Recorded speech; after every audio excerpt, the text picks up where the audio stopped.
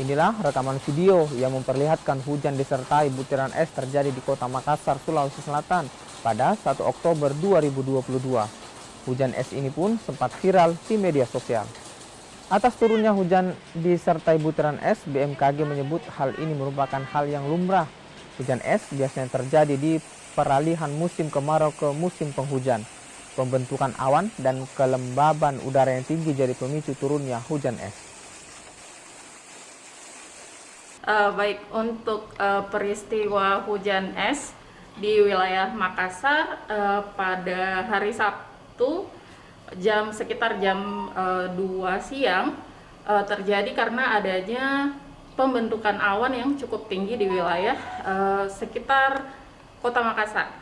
Jadi kalau dilihat dari radar BMKG memang ada terbentuk awan yang cukup tinggi seperti itu.